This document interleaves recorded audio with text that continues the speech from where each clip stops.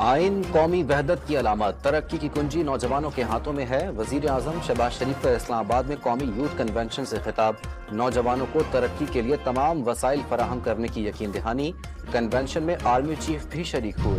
IMF programme से मुतालिक गलत मालूमात फैलाई जा रही हैं। वजीर खजाना की वजाहत, सितंबर में एग्जीक्यूटिव बोर्ड से प्रोग्राम की मंजूरी की उम्मीद जाहिर कर दी। अवाम के पैसे से अवाम को बिजली बिलों में रिलीफ दिया तो क्या गलत किया? मरियम नवाज का सवाल। सिंध के अवाम को रिलीफ मिलेगा तो खुशी होगी।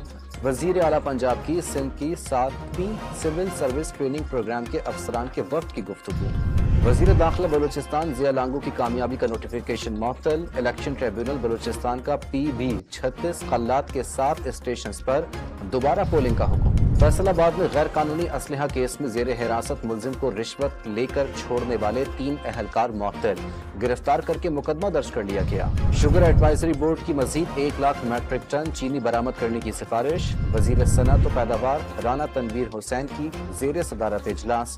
स्टॉक की दस्तयाबी और कीमतों का जायजा लिया गया। और रावलपिंडी में पाकिस्तान और बांग्लादेश के दरमियान पहले टेस्ट का टाकरा। 16 रन पर 3 विकेटें गिरने के बाद पाकिस्तानी टीम संभल गई। चाय के वक्फे तक 81 रन बना ली।